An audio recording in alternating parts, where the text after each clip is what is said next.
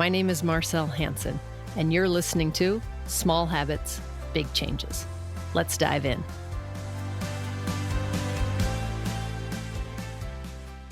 You ever just not feel good? You can't put your finger on it, but you have either a queasy feeling in your stomach, your head maybe, just overall a sense that something's not right. Today I'm going to share with you how to avoid toxic exposure, and what is toxic will surprise you. Stick around. You know what happens a lot of times, it goes under the radar. You're out with someone, you're out in a certain space, whether it's a restaurant or a cafe. Maybe you're at work, maybe you're in your car.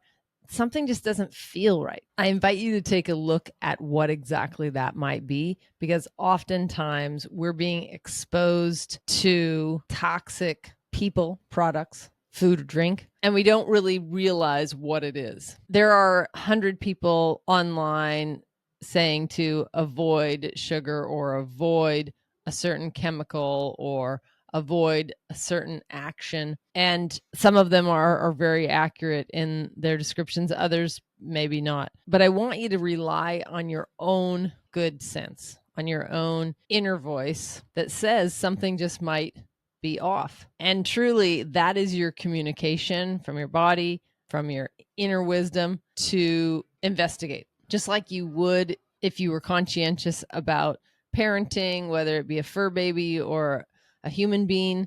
If something was astray, it naturally should ignite some sort of curiosity or motivation to resolve it, to inquire about it, to research about it, to check it out. Now, a lot of people depend on other people to make these decisions for them, to do the investigating.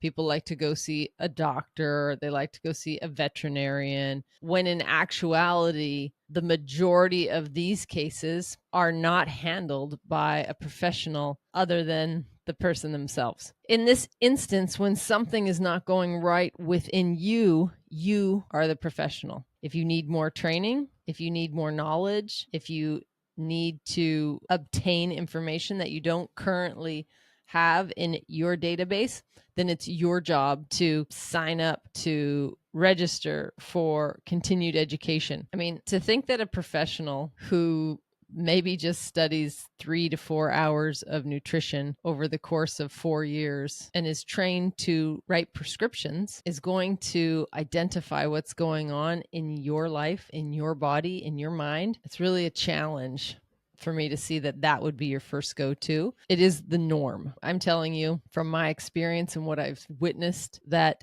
you are equipped to do some investigation here. And we're talking about little things. They accumulate and become bigger things, but we're talking about little nudges, something you might feel in the gut of your stomach, something you might smell that might be a little off, maybe a continual itch or a chasing itch that you may have. We're looking at avoiding toxic exposure as much as possible. It's almost impossible with today's day and age, where we have cars running around and machinery, just like we have for the last 80 years, 90 years. But just because it's been there and just because we've grown through it doesn't mean that it's healthy for us. So we're going to look at 4 particular areas where you can hopefully heighten your awareness and thus reduce exposure toxicity. And all 4 of them are huge.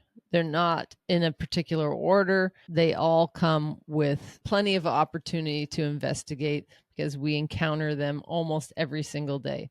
And they are people, products, food, and drink. So people is very self-explanatory, as the others may be. You really want to do an audit and see who you're spending most time with. Now, if you don't spend a lot of time alone, this will be challenging because you're not able to often deduce maybe smaller exposures to toxicity. But if you keep a journal and you keep some tracking notes of the people around you, experiences you have, exchanges you have, you should be able to deduce who it is that may be negative, maybe incites drama, maybe is not in their authentic self, not acting in congruency, so may throw a wrench into your plans often. Sadly, you may need to look at yourself and see if you're that person within your core group. Doesn't mean you're a bad person, but it means you need to take action and look at what you're doing and why you're doing it so that you can become a positive influence, not only on yourself, but those around you. There's nothing good about toxicity except that it can be a teacher if you catch it soon enough before it kills you. The second area to avoid is toxic products. This is huge. It's not getting the awareness that it ought to be, but it's quite prevalent. Just cleaning up your products is a huge step. It does take some time. I guarantee that you will be surprised by some of the ingredients and really foul things that are included in many of our everyday products. And I'm not just talking about things that may go on your skin, but certainly that's a big one. Perfumes, deodorants, soaps, toothpaste, mouthwash. These are like probably the top 5 you definitely want to look into. Mouthwash, there's tons of ingredients, man-made ingredients that are included in most generic mainstream mouthwashes that are completely destructive to your gut flora, which is tied into your salivary glands and the microbiome of your mouth. Toothpaste is similar. Of course, there's lots with fluoride, something to take a look at. As far as lotions, deodorants, oils, things like that, anything with a fragrance in it should cause you alarm. If it says fragrance on there or if it details a fragrance, it should be a big cowbell ringing in your ear and in your face to say there's something better out there. You can do a lot of research on your own. These are just the main products I would say to kind of keep an eye out on. Certainly lotions are very similar. Sunscreens, very chemically laden. So take a look at these lotions, deodorants, soaps. Soaps are tough sometimes to get ingredients listing on because oftentimes they're sold in bulk. They don't have that listed, but you got to do a little research and find out it's something that you put on your skin every single day or rub up against your skin every single day. It's very important to know these products and to clean it up. That's it. Just take one step forward in any of these categories and you do your best. It's not something you'll be able to change overnight. Just like we always talk about, gradients is important to maintain consistency. You don't need to overwhelm yourself, but start making movement on it today. And if that means going to one cupboard and picking out one product, investigating that, and then putting an okay on the lid or a sticker around it or a piece of tape so you remember, I did that one and it's good to go. Or I did that one and it's really toxic and I should think about tossing it. It's a hard thing. You've paid a lot of money for these products. Shampoo is not cheap. I didn't mention shampoo and conditioner because they're not full of probably phthalates and a lot of other dangerous things, but I have not used shampoo or conditioner over a decade. And yeah, so it just isn't in my wheelhouse anymore, but definitely if I were to add one to the list, that goes right along with soaps. And that brings us to number 3, which is food. And I should use food in air quotes because honestly, the majority of the things that you will find that are ultra processed contain very little food, if any, and very little nutrients. I don't remember how I started this. It's been 30 years that I've read labels. Of course, that's probably the starting point. I've gotten to the point where I really just don't buy anything that's in a box or a bag. It has a barcode outside of a few items. Of course, everything has a barcode now. I live in a, normalized small metropolitan city. But in general, the things that are processed, put into packages, I'm not consuming those. I look for whole foods, local foods, organically grown or organically managed berries. And honestly, I'm only buying a few staple items that I need to get in a bottle, say blackstrap molasses, something that I use. It's hard to contain that outside of, for lack of a better word, a container. And so I do get that or, honey. I'm not going out to grab it from the bee's hive every time I need a spoonful or want a spoonful of it. So there are certain things that you will buy that'll be bottled, that will be jarred, maybe canned, but you should be able to read on the ingredients and understand everything that's in there. If you don't, that is time to pull out a dictionary, ask Google, ask Siri or Alexa, and figure out what is going on in there. Just because it doesn't say sugar doesn't mean there's not very disruptive sugar imitations in there or fake sugars.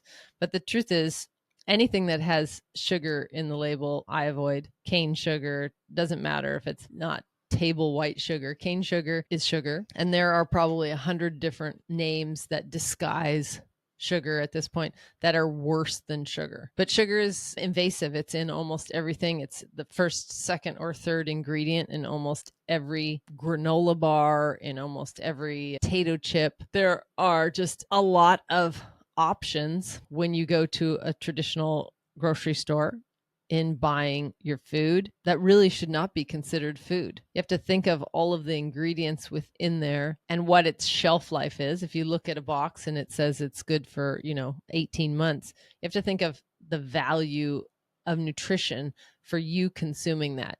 If it can sustain 18 months on the shelf doing nothing, just sitting there in certain dire straits, yeah, you'd want to maybe consume it if you're out in the desert and didn't have anything else. But you have access to real food. My suggestion is that you choose that over something that has, an expiry date of, 2025 or 2026. I think almost everyone knows that 95% of the grocery store is junk food, and the 5% that's usually on the outside, maybe the eggs, the milk, the cheese, the fresh fruits, the berries, that is where the nutrients within lie. Now, there's an argument as to our soil depleting and the nutrients that actually make their way into that. Of course, growing your own food would always be ideal if you can make it happen, if you prioritize to make it happen. But if not, farmers markets, doing what you can to support ethically and organically grown food, consuming that will always raise the level of your game and lower your toxic exposure. And then lastly, drink, which is not to be ignored or even lumped in with food because people think of it very differently. Of course, you have sodas and alcohol. You have things that are in a can or a bottle, all of which are majorly processed. Food is more ultra processed. I think of a lot of things that are in cans and bottles as being ultra processed as well. They certainly are processed. Even an apple juice is processed. You change the nutritional value when you take an apple and you strip its skin off and you squeeze its juice out, and whether you add sugar or don't add sugar, you essentially are you're not only processing it from the form it's in, but you're creating a new consumable that is different than the form of the apple you see on the tree. Apples may be good for you. They may or may not. Depends. If they're sprayed with pesticide, I guarantee you they are not good for you. If they're organically grown and they're well maintained ethically, then they may be good for you. That really just depends on the individual. But apple juice, there's an argument to it never being good for you. It's not an apple. There's a difference between apple and apple juice. There's a difference between orange and orange juice. So those things are more obvious. People know that there's a ton of sugar. I mean, I think it's more like 6.5 tablespoons in a can of cola. Most people don't recognize the amount that is. It's pretty significant. Not super easy, but fairly straightforward to find out the conversion on your own, depending on what size can you have and what the contents are. And of course, wine, same thing. I'm not a big proponent of alcohol in and of itself. It is a toxin to the body. So that's for you to make your own decision. Certainly, the last thing I would mention about drink will come to some as a bit alarming. It's very important because we here, on Small Habits, Big Changes and My Stable Table, we're always trying to promote My Stable Table, which the first leg is adequate hydration. And what we're referencing is well-filtered water along with fresh fruits, berries, and whatnot. You can get quite a bit of moisture and hydration from those. The last thing that I alluded to is tap water, and it's not difficult to have it tested. Certainly you can test its alkalinity. That's not what I'm looking at, but looking at testing its fluoride levels, its lead levels, its chlorine levels, all of which are unequivocally toxic. So we're looking to avoid toxic exposure. That's why I always say that the water you consume should be the highest quality water that you can consume. If you have a spring nearby, if you have a Kangen, if you have a system that reduces or eliminates these toxins. Those are the main three. And I would actually add a fourth because fluoride, yes, of course. Many parts have stopped adding fluoride to their water. I currently live in an area that doesn't add fluoride to their water. Chlorine, you can smell it out the tap. If you drink natural water or well-filtered water, when you turn on the tap to wash your dishes or something, it smells like the local pool. You can smell chlorine once you've stopped consuming it. If you're consuming it, you won't smell it. Almost like most smokers don't smell to the degree that the person next to them does their smoke. So fluoride, chlorine, lead is huge because of the pipes. But the one thing that people don't realize is a lot of the runoff of pharmaceuticals that people flush down the toilet, wherever that came from. I guess it was the 70s or 80s. People were flushing pills and fish that died and other things down the toilet. Unfortunately, that water, it's potable, it's gray water, but it does usually go through a treatment plant, ends up being utilized as through our taps, and there is definitive amount of prescription runoff. So you're getting a lot of unwanted exposure by tap water, and that's why I often invite you guys to take a test, know for yourself what the content is of either if there's any lead in there, whether there's chlorine, there likely is, whether there's fluoride. There's lots of places that still add fluoride to the water, and then the pharmaceutical runoffs. The truth is, I'm a pretty firm believer at this point. There's very few people or places that I've been to where the tap water is good. If you have an artesian well, then you might have, and your pipes are in good condition, you're not governed by someone else, so they're not adding chlorine or fluoride to it, you might have a great option. You are a minority by far, because most municipalities are adding to water. If you're governed by anybody else, if you're not on your own well system, then, and even if you are, it'd be an interesting thing to see what your water contains, but have it tested, test it yourself, have someone out to test it and find out, because this is something that you cook with, you put on your body, you're showering in, you're bathing in. Your skin is your largest living organ. You are taking in these toxins almost without exception each and every day. It's time to clean it up. These 4 areas, and you'll be well on your way. A little at a time. Take an audit of the people around you. For that matter, take an audit, a look at yourself,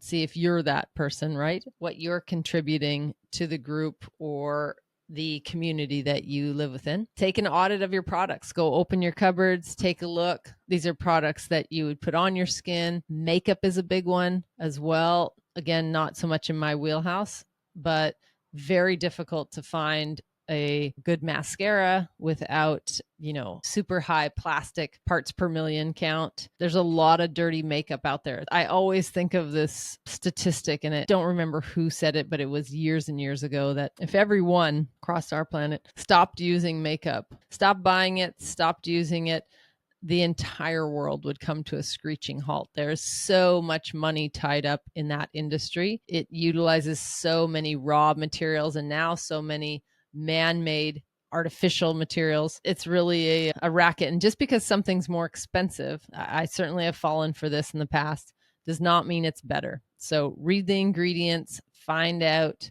what is in them. Anything you put on your face, on your body, whether it's shampoo, conditioner, soap, whether you're putting it in your mouth, toothpaste, dental floss is a big one, mouthwash, oils, sunscreens, check all those out.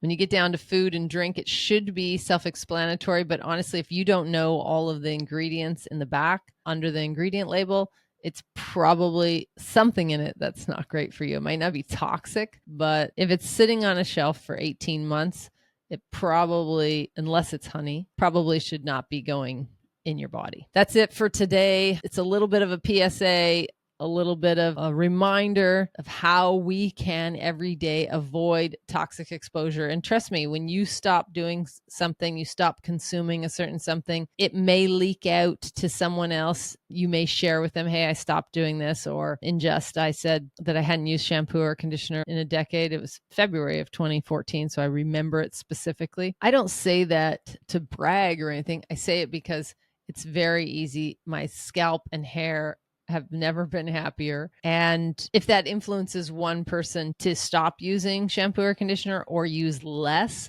or inspires them to read ingredients and go find something that and support a company that makes a good, healthy product, then I feel good about that. So when you do it, trust that other people will notice, whether it's your family, your friends that you're sharing with you, or someday you may happen to share, and it inspires someone else and shows representation for someone else. And supposedly people require that. So thanks again for sharing these few moments with me today. I hope that we all can reduce and continually reduce our toxic exposure. There's a lot of dis-ease going on in the world today, and a lot of it is a direct result of the exposure and continued exposure, toxic exposure that we allow ourselves to be in. So you're at choice. I hope you make a good one, a one that works for you and your family. And again, just heightening your awareness to the degree that you're willing to go over and open up the cupboard and take a look at one product, one today, one tomorrow. By the end of the month, you will have looked through them all and realized that they're not necessary. And there are mostly healthy options out there. So if you are struggling to find a positive person to be around or healthy products to consume or put on your body, if you're struggling to find a very healthy pasta or something in the food and drink category, send a text to our texting community and I can help you out one-on-one. Just send your question there. You can text the word yes to 206-483-2960. There's no charge for that, not any plan to have a charge for that. So it's just a free, altruistic, weekly opportunity for me to connect and share a Tuesday wellness tip with y'all. And again, answer any questions you may have from my experience, where you might be able to find things, next step in your journey. Thanks so much. And as always, it's been a blessing. I wish you well and wish you clarity this week and ease. And until next time, stay strong, be awesome. Thank you so much for listening today. If you feel any part of this episode resonated with you, then please consider sharing it with a friend who may also find value in it. And remember to hit that subscribe button if you haven't already. And before you go, did you know we have a fantastic free text community? If you want more bite-sized health hacks and reminders delivered directly to your phone, absolutely free, then text keyword YES to 206-483-2960. Again, that's keyword YES to 206-483-2960. And we'll see you on the inside.